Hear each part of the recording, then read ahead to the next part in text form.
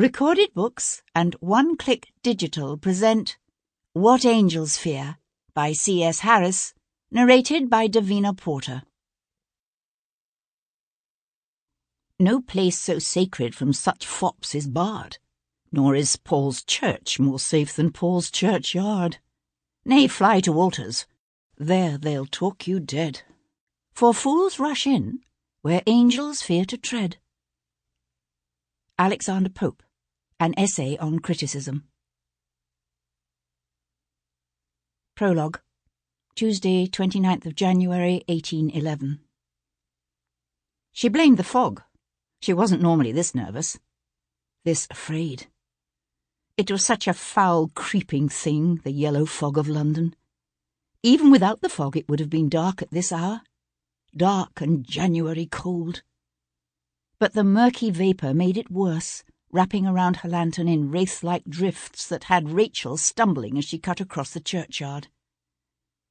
A loose stone rolled beneath the delicate sole of one kid half-boot, the clatter sounding unnaturally loud in the stillness of the night. Pausing, Rachel threw a quick glance over her shoulder, her gaze raking the faint mist-shrouded outlines of the graveyard's scattered monuments and tombstones. From the distance came a clacking rattle and the fog-muffled voice of the Charlie calling out the time. Rachel drew in a deep breath of frosty air, tinged with the scent of wet earth and leaves, and a stale, musty hint of old death, and hurried on. The heavy stone bulk of St. Matthew of the Fields loomed before her. Rachel clutched the satin-lined velvet folds of her evening cloak more closely about her. She should have told him to meet her at 8:30, she decided. 9 at the latest. It was the usual time, 8:30.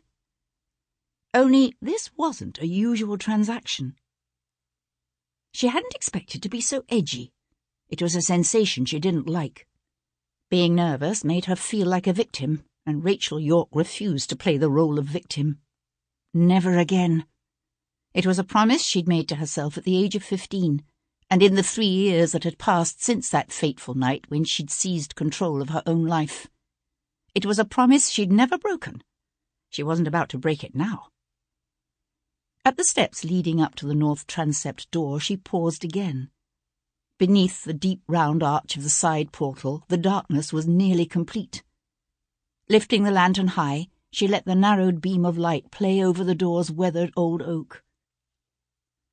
Through the thin kid of her gloves, the iron key felt cold and heavy in her hand. To her annoyance, her fingers shook when she thrust the toothed end.